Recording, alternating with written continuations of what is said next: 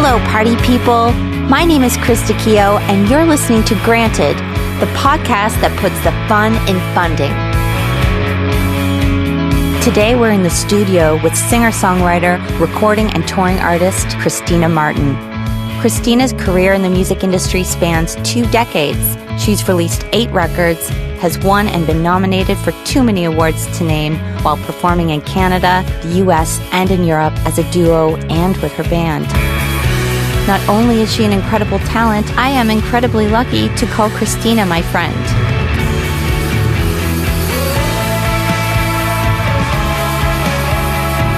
Thank you for being here with us today, Christina. I'm so excited. I am even more excited. I know. So, okay, for people who don't know, because this is a little different, you're my friend, and we go back to about, I was thinking about when we first met, like 2007, I want to say. I feel like I met you at Ginger's on Barrington Street. You were performing a show, and it's a steakhouse now. And that was like 2007. Oh my goodness. Yeah. I wonder if that was the pivotal Ginger's gig for me. Why? Because I, at that time, 2007, was going to quit the music. I wasn't really even in the business yet, but I was like, I'm done. I don't know how to make a go of this. I think it's time to just stop. And I played a gig at Ginger's, and Matt Mays showed up with Tim Baker and a couple other people. And after the show, Matt came up and asked me, like, what are you doing? What's going on? Kind of thing. And I just remember asking him about money. How I couldn't wrap my head around how you could make a living or a go at music. And Matt said, just forget about the music. You just forget about the debt. Like, he's like, I'm so far in debt right now. Like, you just gotta do it. If it's, that fire's kind of burning in your belly. I'm putting words in his mouth. He didn't say this, but like, it was just paraphrasing him. You just got to go for it and don't worry about the money. Now, you and I know I'm here to talk about a little bit about grants eventually with you. So, I did have to start thinking about money, but that next day, Matt invited me in to do vocals on a demo at the Echo Chambers with Charles Austin. And Dale Murray walked into that session, as did Adam Baldwin and Jeff Gay, and we all hung out that whole night. And I asked Dale to work on recording with me, which turned into my second album, Two Hearts, and that was also marked the beginning of like more funding and yada yada yada. Here I am today because I think of that pivotal Ginger's gig that maybe was the gig you and I met at. Well, it was an awesome night. I remember there was like a lot of great feelings. I was meeting a lot of new people then. So it was all kind of coming alive for me, but you were a big part of that. And, that's so cool. I had no idea you were going to answer the question that way because I didn't realize that, but that is so cool. That was a great spot. And so, but really, when I was, reading your bio and things, and you really you did your first commercial release in 1999 in Germany. So it really has been 2 decades, I guess, since you first did start music so long ago, which is incredible to think of. And then you moved to Austin, Texas, and then you moved to Halifax. So when you came to Halifax, was that your intention initially? Did you come here because you wanted to make music and perform? No. Okay. And I've got to take it back a little bit. So, because it was around 2002, right? It was right after your debut album. 2003, I moved back. So I was living in Austin, Texas for this 3.5 year period. And that's where I started really writing. And I joined a rock band and I started doing my own music. And I went from basically, just playing open mics to I had an opening slot for Wilco before the Austin City Limits Festival to open that festival. That was like, it was just this incredible 3.5 years of, just starting out, growth, writing, but I didn't have any really idea where I wanted to take things. But I had some real supporters in Austin, people that I worked with, friends of mine. I had my first actual patron, my best friend, Pam Werner, who, when I was recording my first album, Pretty Things in Austin, I came to work one day at Westridge Middle School. I was a tech aide, and she handed me $1,500 US cash that she collected from all of the staff in a card signed by everybody, just basically encouraging me to, put out this first record. And I had no plan, no strategy or anything. Wow. And so, but Pam was also someone who believed I should go back to university and finish my education. We didn't talk about how to make a go money-wise at music living in Austin. All the artists, all we did was hang out and we talked about music. We did music, we performed, but we didn't talk about how to make a living. We'd pass tip jars. Maybe we would get a showcase at South by Southwest, wouldn't pay anything. Things like that. So I got married as well, and that kind of shifted things for me, because before I got married, I was going to move back to Canada at some point, and I think I'd gotten into a university in Toronto to do arts, and probably would have pursued music. But when I got married, I think it was just on my mind, go finish your education, and a safe place to do that was Halifax, because I had been to St. Mary's University already, and I thought for my husband at the time, was a really wonderful musician and gentle, kind soul. I felt Halifax would be better environment for him than, let's say, moving him from Austin to Toronto at the time. So we moved back to Halifax. I dove into school. I wanted to kick ass, in my program. And I still did music occasionally, but it was more fundraiser type things, partnering with, trying to raise money and awareness for CMHA, the Canadian Mental Health Association. And I thought maybe I would get into a helping profession like psychology or do my master's and PhD. But I wasn't thinking I'm going to make a living doing music. But it was in Halifax once I was going to school and, noticing what other musicians were doing locally, that I see these really great singer-songwriters like Rose Cousins and Jen Grant and Jill Barber and Matt Mays and Joel Plaskett. And they were all doing really cool things and making a go at it like full-time musicians. Okay. And I thought, well, I wonder if I could do that, and how would I do that? And so eventually I started investigating into what the province and Music Nova Scotia had to offer someone like me who really didn't know anything about the business. Okay, that is so cool. I want to touch, before we get into grants too, there's something really interesting that I think I find about you and your music, and that is the sound of your voice.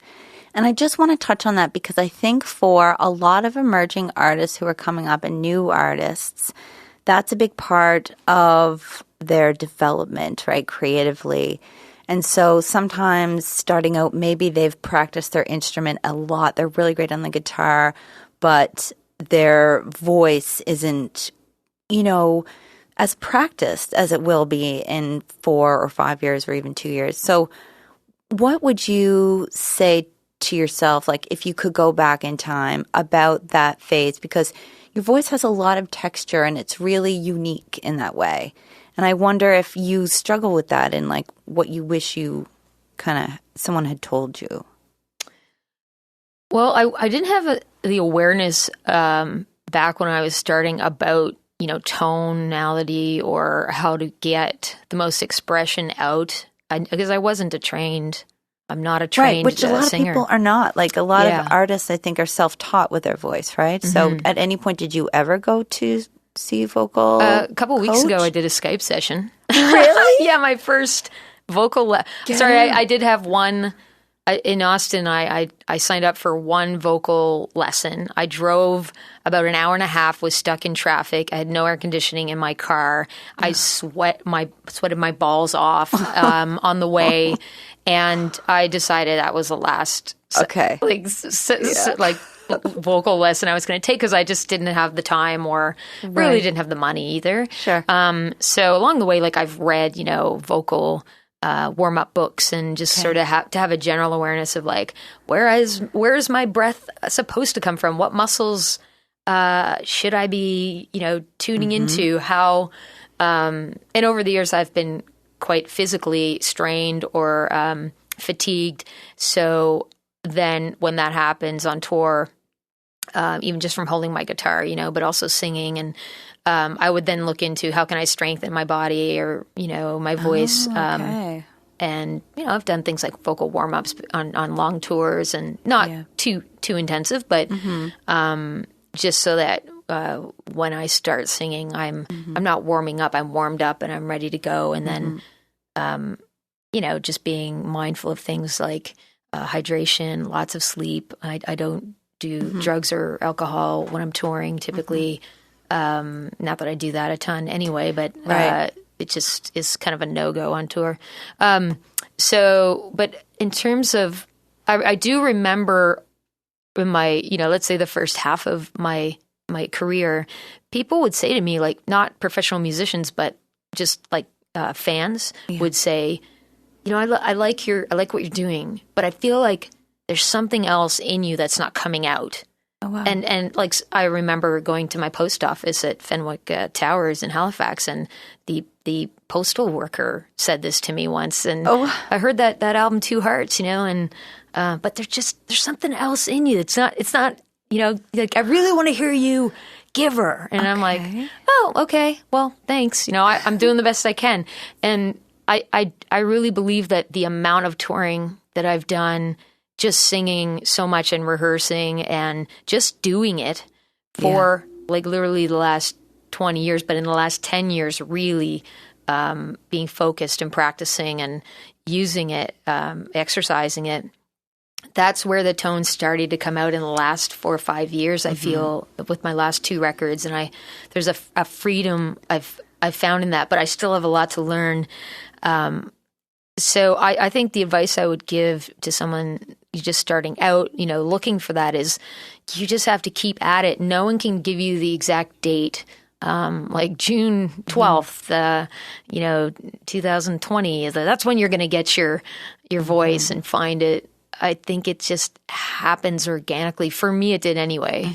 It's happening. It's still in the works, Right. Yeah, because like the next 2 albums, you could discover even more or go somewhere different. Always pushing it too. Yeah. That's good. So you think about it, it's very much a muscle. It's part of your body, so you need to take care of it. So those are all really good points too, to be aware of that. It's like as much an instrument as something that you play. And so you got to be mindful of like that. That's so good. Yeah. So let's talk about your experiences with funding as you grew from that emerging early artist to today being an exporting artist. So you tour internationally, you release your records internationally, you have teams of people working for you.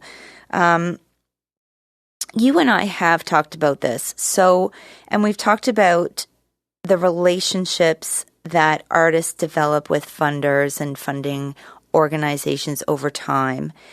And there is this kind of this journey that a lot of artists follow from emerging to export ready to exporting.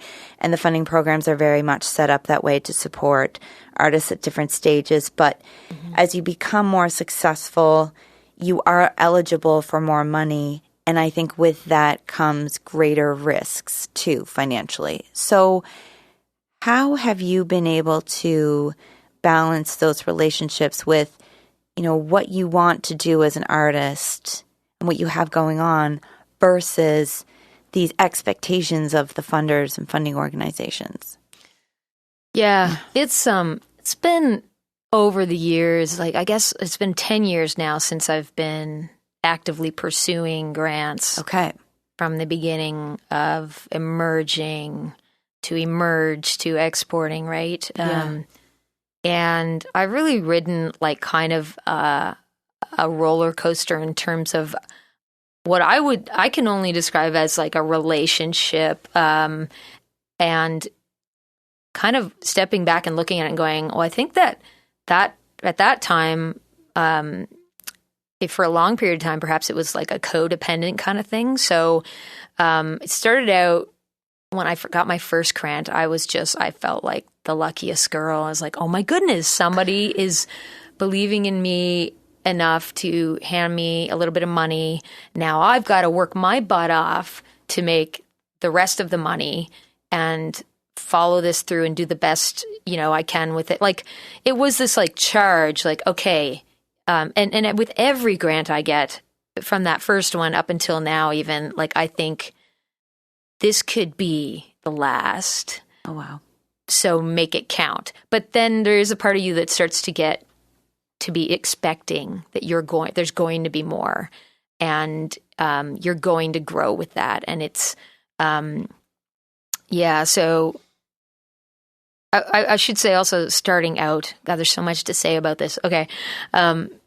You get your first grant, and I didn't get the first ones I applied for. Like, I think I applied 2 or 3 times, and it was a culture and heritage grant through Mickey Quase's program back in 2006 or 7. And it was really just a develop your recording kind of grant. And I was in that program for a while and felt quite, the program manager, Mickey Quase, wonderful man. Like, one of the big reasons why I'm doing this Me too, today, actually. A lot of us, in this community. Thank you, Mickey. Mm-hmm. Thank you. He did make me feel safe. Like, if you're in now, if you follow this kind of trajectory or whatever, and check in with me, which it was cool because he was kind of guiding you along the way, a real big mentor, then we're going to get you through to the next level. And I think that was wonderful. That's the way it should be. He was very much a coach in that way. So he coached me how to make my first business plans, marketing plans, right? And I saw that as you're writing these things, you're setting goals you didn't even maybe know you had initially, but he's making you think about them. You're setting your intentions, blah, blah, blah. And then even if you don't get that money, you could, if you can come up with the money some other way, like, you could just go ahead and do this. And then the next application will be stronger. Look, I did that on my own. And then, right. So that all felt really encouraging and great. And then we did graduate into applying for, kind of export ready grants with Music Nova Scotia. And I still wasn't really into the factor funding for a while. And it was this gradual growth that felt good and natural and real. And, but then things got really, really, I started touring, and that's how I really was able to quit my job and start making revenue. But when you're touring, there's lots of expenses too. So I started applying for tour grants and getting some of those, and things started to just get sort of to a place of feeling kind of like I was stuck. Like, And what time was that? Would you say, with what record or what year? I would say I would start to feel stuck after like 1 or 2 records. Wow. Like, okay, I have to up my ante, like, or I'm not going to get more money. So I have to spend more money to get more money, to make more money. And I'm not really I don't really understand how I'm going to make more money. I just have to, it's sort of felt like I was risking a lot and gambling a lot, because I still struggle with this absolute understanding of how I'm going to turn this into a profit, this art that I do, and everything's changing, as we know, how the music industry has changed, especially in the last 20 years or 10 years. So I started to kind of up the ante, but it was also challenging me as an entertainer, performer. And I said, well, I'm going to tour more. I'm going to tour in Europe. And I'm going to bring the band. And and that was to support I Can Too and It'll Be All Right. Would you say those were your 2? I mean, they were the last. I think not the last 2. It'll Be All Right was the scariest jump financially for me, where I was making plans with the band and everything felt good, and was I really feel like I was finding my voice and in the studio, and we were getting stronger as live performers, entertainers. I was getting stronger as a front person, as a rhythm guitar player, and I also thought that naively that bigger gigs and opportunities would come easier for us at that point. And I did believe at that time, although I had no idea what the results would be, that investing in my live show and investing in marketing assets like videos, live videos, as well as music videos was really critical for me, because in such a competitive industry, how else am I going to, show somebody that I can do this from a distance if I can't make it to all the showcases in the world or the festivals? I need to invest in marketing to show people this is what we sound like, this is what we can do, this is how we look, all this stuff. And so I needed a lot of funding to do that. And that was when with It'll Be All Right, that's when I got my first Factor recording grant, which, as you know, is a significant amount of money to put towards the recording. And then you have another chunk of change to invest in marketing and tour support. And was it the comprehensive artist or the juried sound recording? Juried sound recording, yeah. And at the time, I had an artist rating 2, which also gave me quite a significant amount of tour support. And so all of this was really feeling good and allowed me to, I'm sure we'll come back around to answering the question at some point, but or maybe I am as I'm telling the story. Yeah. Go ahead. I just wanted to jump in and say too, I think that, It'll Be All Right was, you had already established and been doing you were starting to establish yourself in Europe, and you were doing touring over there, and you were also starting to perform more with your band. And I think, I Can Too was a really big step. And then I think that helped put those things in place. And then It'll Be All Right felt like, maybe from a music industry perspective, like, okay, it's all going to come together, like the big band and the big tour with the big record. Yeah. And so there's a lot of pressure there, right? Yeah. Because it was your 7th album, I think, at that point, because you've got one more since It'll Be All Right. Or 6th. Something. Yeah, I don't even remember. Because you even did a house concert record, so there were variations of your live show and things over time. Yeah. But this one in particular, that was a really poignant moment probably for you in your planning for your career. So how did the juried sound recording work out? Like, was it helpful? Well, I think it was really important because, I needed money to pay my team I hire, publicists in each market, the UK, Germany, and Canada. And we wanted to try things like we hadn't done radio tracking before. So we needed money for that. I didn't actually have any money myself. I just wasn't generating enough. Because you were working on the album that you were going to be releasing. Working on the album. It was, I think, a slower year in terms of actually paying gigs. But I knew at the time that we had this money for tour support for that record, at least for a while. And so I had built up lines of credit. That was one thing that was really important to me starting my business.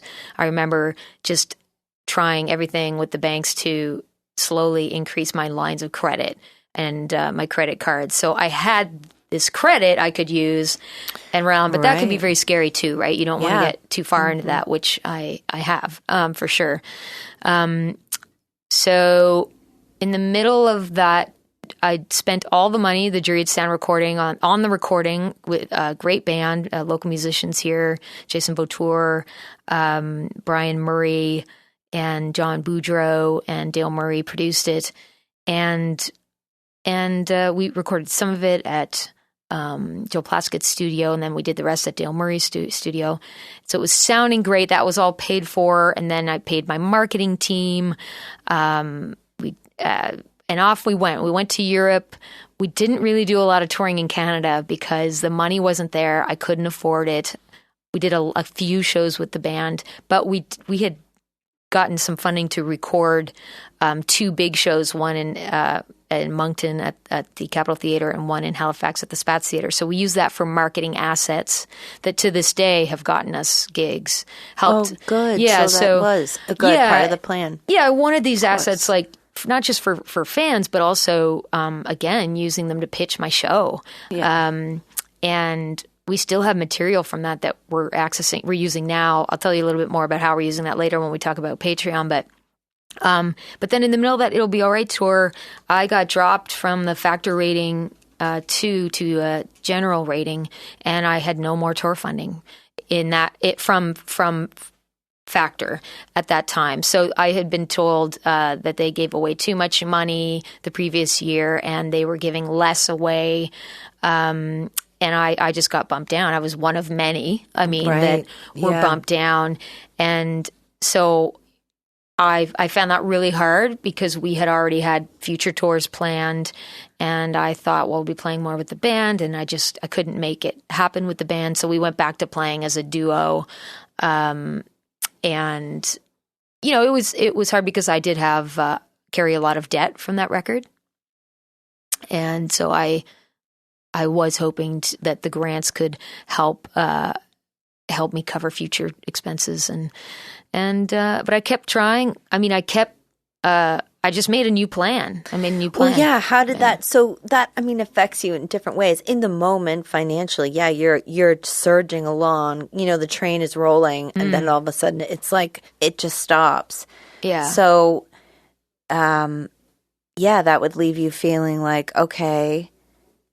First, it sucks, and how frustrating, and to think it could happen anytime. And like you said, it happened for a lot of people when they did this shifting around of like the qualifications and criteria that you needed to be a general artist versus artist level 2 or 3. Mm-hmm. So then what did you come up with for your game plan? Like, oh, well, Christina, you better haul ass and get to work. And really? I started booking my own shows in Canada again, and I had developed a really great agent in Europe, in Germany, and we got to work on the next tour and just said, you know what, we're going to go as a duo. We're not going to have the band, except for maybe a couple shows. And I just went to work and tried to get as many shows as I could, and I didn't give up on grant writing. I got my factor rating back up. And to an artist rated 2. So then I qualified for funding again. And we started, we were also writing, I was writing the next record, Impossible to Hold. I just couldn't stop working. Like I didn't want to let the money, the financial pit that I was in and the stress, ruin my intentions and my goals and my, it's not just me. My husband and I work very closely. And so I feel very responsible in terms of like, I owe it to him to keep us busy and working together. We love it, but we also want to be together. And if I can't, afford him, he has to find other work, and that changes everything for us. So we're a team too. So we also discuss a lot of this stuff, and oh wow, that's cool. And we're just in it. We have our intentions are clear why we do this. So no matter what happens with grants or the business, we'll keep doing this as long as we can, and we just get up and work our butts off to make it work. And it's funny because that's kind of how our conversation started when you were saying that you played that night at Ginger's and Matt Mays, you had the conversation. You said, like, how do you do this? He's like, you just do it. Yeah, you just do it. You just do it no matter what what kind of situations you find yourself in. It sounds like, as you've described, so much changes and you can't take things for what they are in the moment as if that's going to be forever. You kind of just need to be able to change.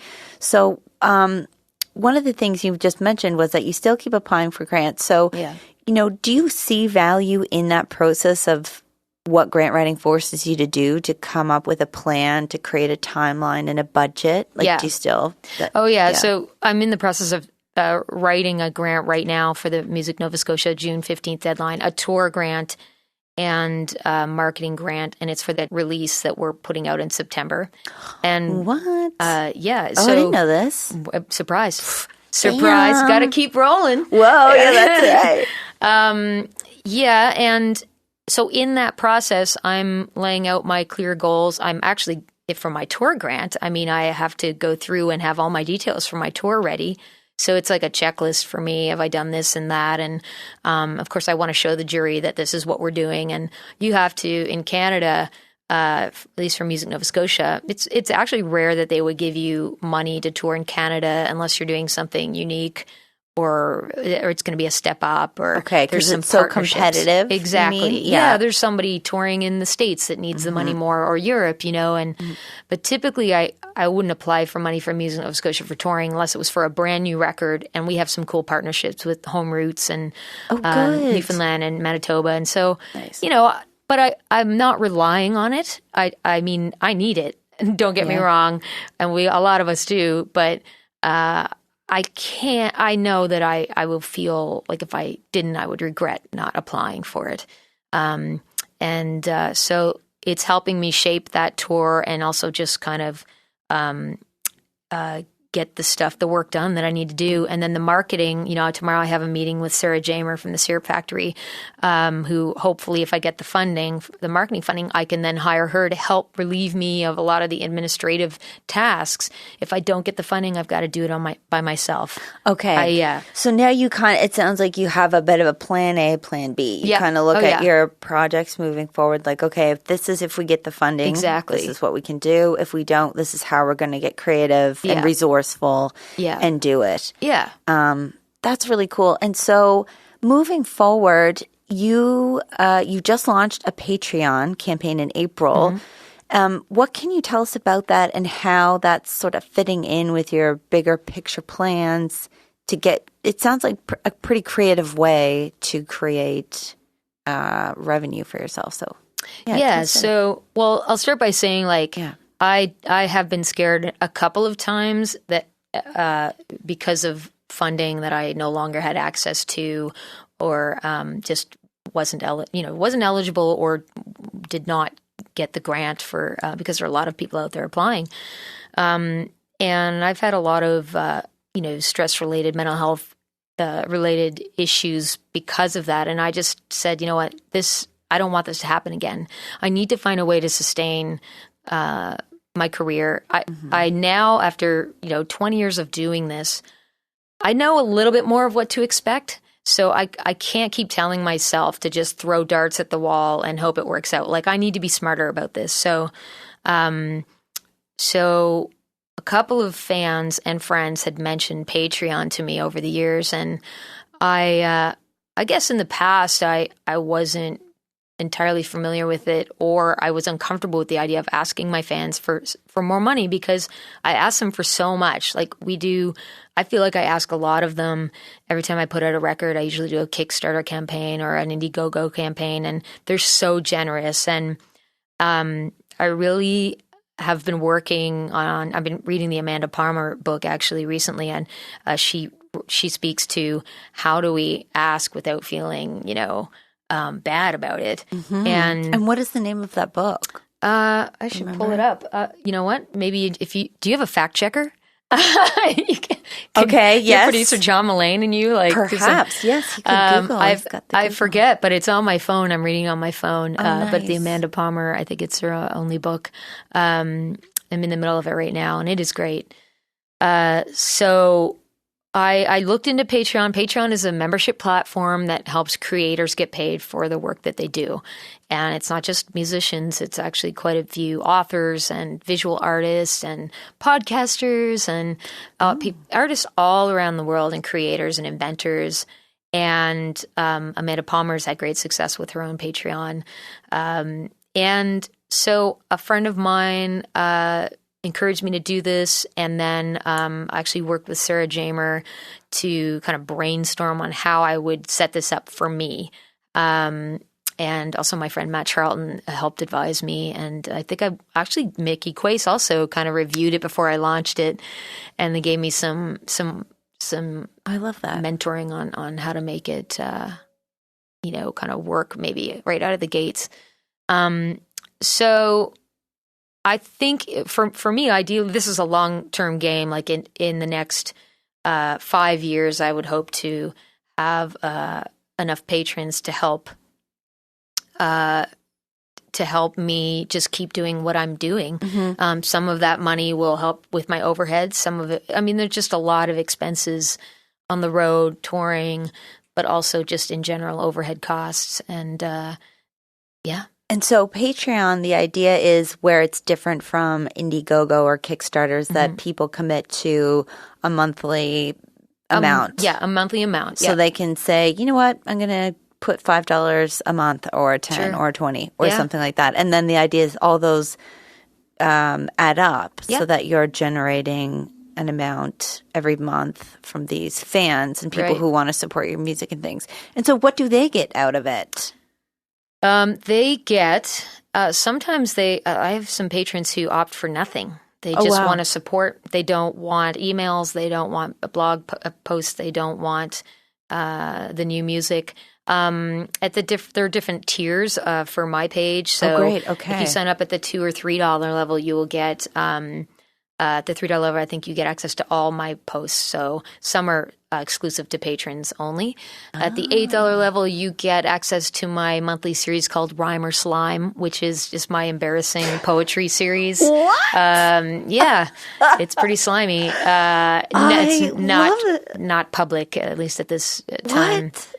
So for $8 a month, I can hear you rhyme and slime? Well, I'd never thought about recording it, but I should do that. I should read the thank you.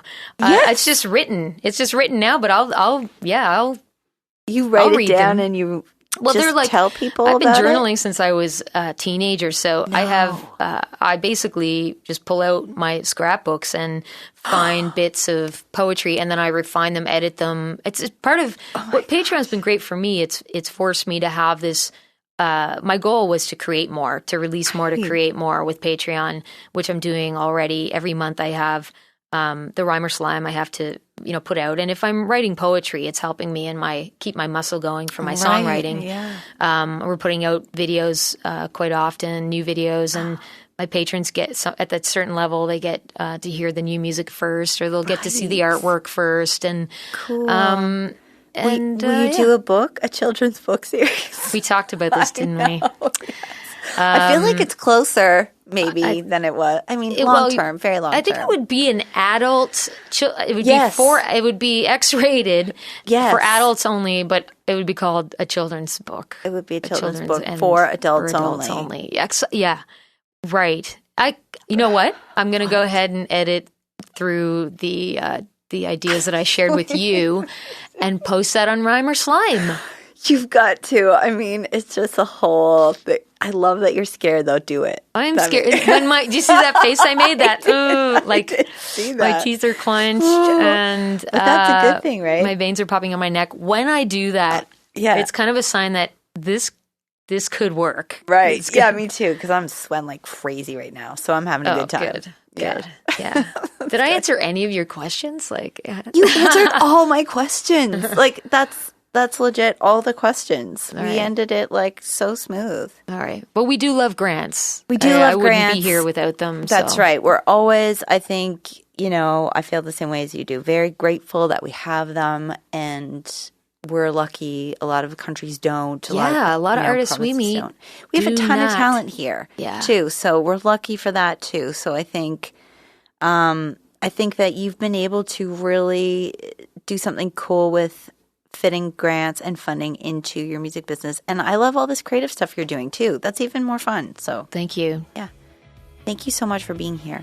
Thank you for being here. I'm so glad you're doing this. Me too. I'm so glad you could come. Okay. That's a wrap. Ciao. Bye. Wow, that was so awesome. It was so much fun talking to Christina. I really want to thank her for her time and coming in and sharing some of her stories with us for the podcast.